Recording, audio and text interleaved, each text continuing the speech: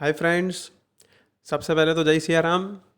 आज हम लोग पढ़ेंगे standard 12th commerce English medium subject economics, उसमें chapter 2 indicators of growth and development. और उसमें हम आज पढ़ेंगे limitations of economic growth and limitations of economic development.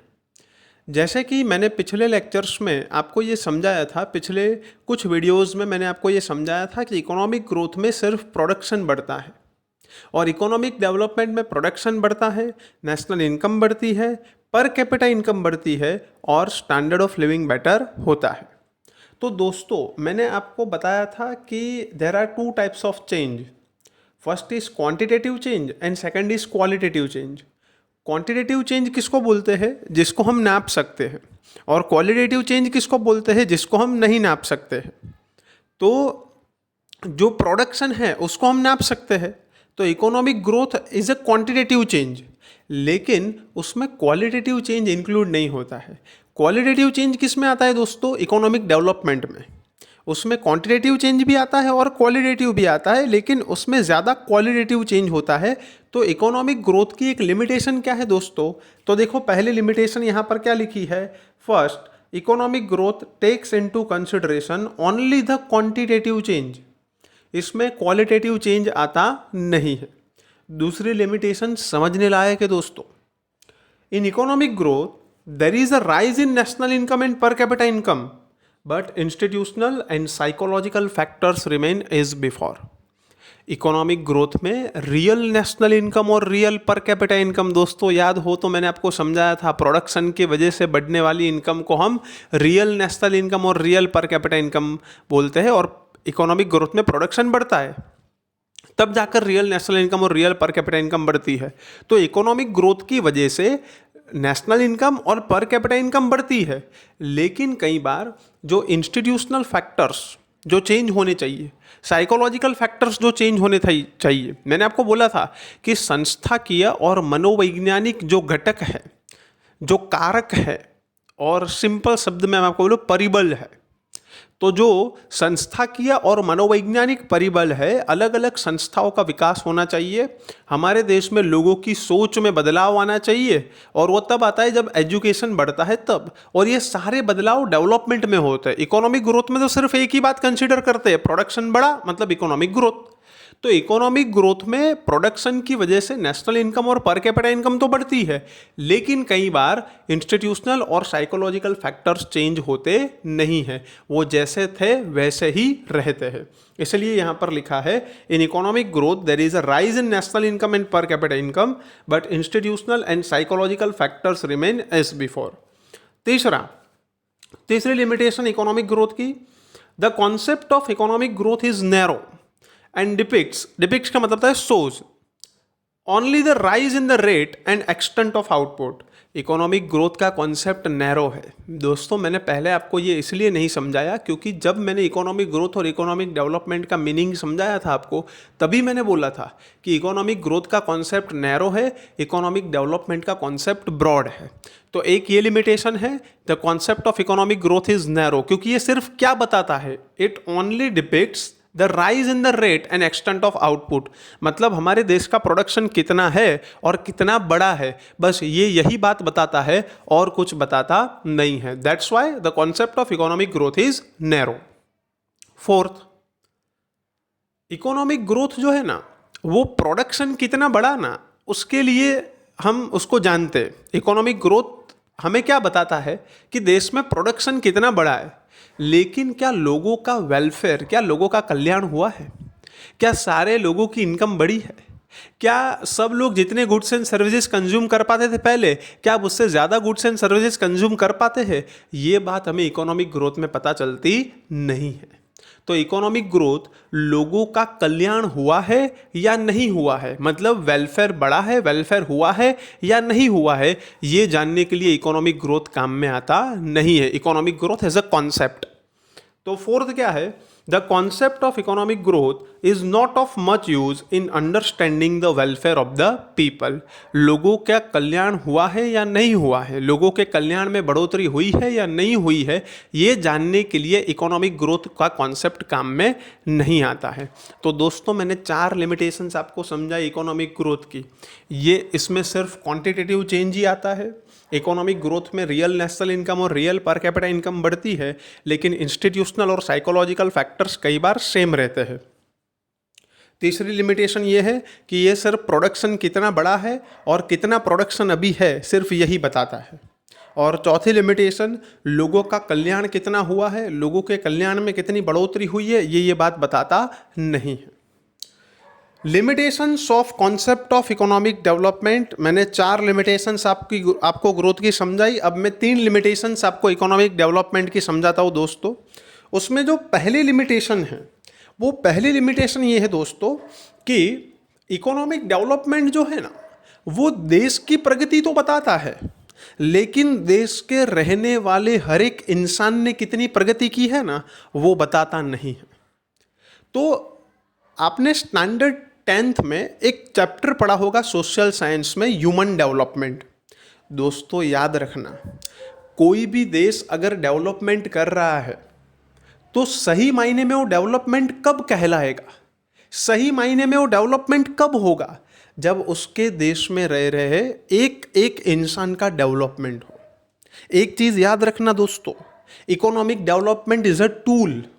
आर्थिक विकास साधन है, ये टूल है। It is not an ultimate goal, ये अल्टीमेट गोल नहीं है।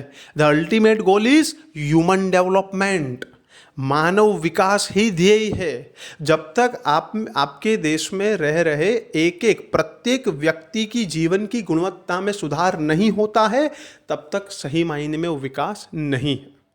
तो इकोनॉमिक डेवलपमेंट जो कॉन्सेप्ट है ना, ये अभी भी ह्यूमन डेवलपमेंट नापने का जो मेजरमेंट है ना, वो नहीं बन सका है। तो इसीलिए इकोनॉमिक डेवलपमेंट की पहली लिमिटेशन ये है, क्या है, चलो देखते हैं। First, economic development indicates the progress of a nation, देश की प्रगति बताता है ये। It show the economic scenario but in real sense it can not discuss the human development. ये हमारे देश की आर्थिक प्रगति तो बताता है, लेकिन हमारे देश में मानव का विकास कितना हुआ है इसके बारे में बताता नहीं है। It can not become the index of human progress, मानव की प्रगति का ये इंडेक्स, ये सूचक आंक अभी भी नहीं बन पाया है। तो इसलिए इकोनॉमिक डेवलपमेंट की एक लिमिटेशन क्या है दोस्तों, कि इससे कितना मानव विकास हुआ है ये पता चलता नहीं है। Second, economic development can not be measured as economic growth. दोस्तों बात तो सही है, जो क्वालिटेटिव चेंज होता है उसको हम नाप नहीं सकते हैं। किसी की भी क्वालिटी ऑफ लाइफ कितनी इंप्रूव हुई है वो हमें पता नहीं चलता है। पर देखो दोस्तों, अगर हम दुनिया में कितने आगे बढ़े हैं और दूसरे देशों की कंपैरिजन में हम कितना आगे बढ़ पाए हैं, या तो हम खुद कहाँ पर थे और खुद कितना आगे बढ़े हैं, तो उसके लिए हमें डेवलपमेंट नापना तो पड़ेगा, लेकिन ये नापना बहुत डिफ़िकल्ट है। मैंने डिफरेंस में भी आपको समझाया हुआ है, जो बेसिक डिफरेंस था कि इकोनॉमिक ग्रोथ को आसानी से नाप सकते हैं, इकोनॉमिक डेवलपमेंट को आसानी से नहीं नाप सकते हैं। हाँ दोस्तों, नापेंगे सही, लेकिन नापना बहुत डिफ़िकल्ट है। क्यों नापेंगे तो वो मैं नेक्स्ट वीडियो में आपको बताऊंगा, जब मैं आपको इंडिकेटर्स ऑफ डेवलपमेंट समझाऊंगा। अभी आप समझो कि इकोनॉमिक डेवलपमेंट को नाप सकते हैं, हाँ या ना? हाँ, नाप सकते हैं, लेकिन उसको नापना बहुत ही डिफिकल्ट है, इकोनॉमिक ग्रोथ के जितना आसान नहीं है। तो सेकंड क्या है, economic development can not be measured as economic growth. It is very difficult to measure economic development. यहाँ पर ऐसा नहीं बोला है कि हम नहीं नाप सकते हैं, very difficult to measure economic development. Economic development includes those changes that have happened in the society. मैंने आपको बोला था दोस्तों, याद करो, एग्रीकल्चर सेक्टर का कंट्रीब्यूशन कम होता जाता है नेशनल इनकम में, इंडस्ट्री और सर्विस सेक्टर का कंट्रीब्यूशन बढ़ते जाता है, एजुकेशन का लेवल बढ़ते जाता है, नई नई टेक्नोलॉजी इंप्लीमेंट होती है, नए नए चेंजेस होते हैं। तो ये सारे चेंजेस इकोनॉमिक डेवलपमेंट में होते हैं, जिसको नापना डिफिकल्ट है। It is very difficult to derive a measurement for this. ये सारे परिवर्तनों को नापना बहुत ही डिफिकल्ट है। तो दूसरा, economic development can not be measured as economic growth. तीसरा समझने जैसा है दोस्तों, ध्यान से समझना। मैं आपको मैं पहले वीडियो से आपको समझा रहा हूँ दोस्तों कि when we say that our country is in path of economic development, तो उसका आंसर क्या है? उसका आंसर ये है कि when countries all the citizens standard of living improves, we can say that our country is in path of economic development। जब किसी भी देश के प्रत्येक नागरिक की जीवन की गुणवत्ता में सुधार हो रहा हो तो हम ये बोल सकते हैं कि आर्थिक विकास हो रहा है। लेकिन इस लिमिटेशन में क्या लिखा है? देखो दोस्तों, third, when economic development takes place the standard of living of people improves. जब इकोनॉमिक डेवलपमेंट होता है तो जीवन की गुणवत्ता में सुधार होता है। तो economic development is taking place in India today, there is not much improvement in the standard of living of the people. क्या लिखा है दोस्तों यहाँ पर? भारत देश में आर्थिक विकास हुआ है लेकिन फिर भी लोगों की जीवन की गुणवत्ता में जितना सुधार होना चाहिए इतना नहीं हुआ है। Therefore we can not say that economic development means improvement in standard of living. तो दोस्तों यहाँ पर ऐसा बोल रहे हैं कि हम लोग ऐसा नहीं बोल सकते कि आर्थिक विकास का मतलब ये होता है कि लोगों की जीवन की गुणवत्ता में सुधार होगा ही। अब स्टार्टिंग से हम लोग बोलते आ रहे हैं कि when we say that our country is in path of economic development, when countries all the citizen standard of living becomes better. और ये लोग क्या बोल रहे हैं लिमिटेशन में? ये लोग ऐसा बोल रहे हैं कि ऐसा हर बार नहीं बोल सकते। देखो ध्यान से समझना दोस्तों, ऐसा हर बार नहीं बोल सकते हैं कि इकोनॉमिक डेवलपमेंट होगा तो स्टैंडर्ड ऑफ लिविंग बेटर ही होगा। मैंने आपको इकोनॉमिक डेवलपमेंट की दो कंडीशन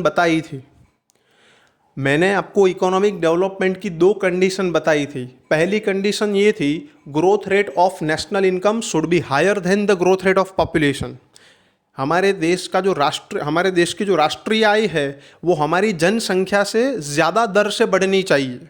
और दूसरी मैंने आपको समझाई थी, बस ये वो लिमिटेशन है। मान लो कि हमारे देश की इनकम बढ़ी लेकिन इनकम का जो डिस्ट्रीब्यूशन है वो अनइक्वल हुआ, तो फिर हमारे देश में प्रोडक्शन बढ़ा, नेशनल इनकम बढ़ी, पर कैपिटा इनकम बढ़ी, अब लोगों का स्टैंडर्ड ऑफ लिविंग जो बेटर होना चाहिए ना वो नहीं होगा। तो ये क्यों हुआ? Because of inequality of distribution of income. तो जब इनइक्वल डिस्ट्रीब्यूशन होगा तब क्या होगा? धनिक और ज़्यादा धनिक बनते जाएंगे और गरीब और ज़्यादा गरीब बनते जाएंगे। Richers gets more richer and poorer gets more poorer. तो दोस्तों हर बार ऐसा ज़रूरी नहीं है कि इकोनॉमिक डेवलपमेंट होने से स्टैंडर्ड ऑफ लिविंग इम्प्रूव होगा ही। हाँ, कब होगा? जब ये दो कंडीशन फुलफिल होगी तो होगा। अगर डिस्ट्रीब्यूशन इक्वल होगा इनकम का तो स्टैंडर्ड ऑफ लिविंग बेटर होगा। तो ये तीसरी लिमिटेशन आपको क्या समझा रही है कि कई बार ऐसा होता है कि प्रोडक्शन भी बढ़ता है हायर रेट से, नेशनल इनकम भी बढ़ती है, पर कैपिटा इनकम भी बढ़ती है, लेकिन बढ़ी हुई इनकम सिर्फ पैसे वालों के पास चली जाती है, गरीब लोगों के पास वो पैसे पहुंचते नहीं हैं। तो इकोनॉमिक डेवलपमेंट होने के बावजूद स्टैंडर्ड ऑफ लिविंग बेटर होता नहीं है। कभी कभी ऐसा होता है। तो ये तीसरी इसकी लिमिटेशन है। तो मैंने आपको इकोनॉमिक डेवलपमेंट की 3 लिमिटेशन समझाई। पहली लिमिटेशन ये है कि देश की प्रगति बताती है, हर एक नागरिक की, हर एक मानव की प्रगति को नहीं बताता है। सेकंड ये है, इकोनॉमिक डेवलपमेंट को ग्रोथ की तरह आसानी से नहीं नाप सकते हैं, नाप तो सकते हैं लेकिन बहुत डिफिकल्ट है उसको नापना। और तीसरा ये है, हमारे देश में इकोनॉमिक डेवलपमेंट हुआ है लेकिन बहुत सारे लोगों का स्टैंडर्ड ऑफ लिविंग इंप्रूव नहीं हुआ है because of inequal distribution of income. तो आशा रखता हूँ आपको ये दोनों लिमिटेशन समझ में आई होगी। अगर कोई भी डाउट हो कमेंट बॉक्स पे कमेंट कर सकते हो। मिलेंगे नेक्स्ट लेक्चर में, नेक्स्ट वीडियो में। तब तक के लिए जय सिया राम।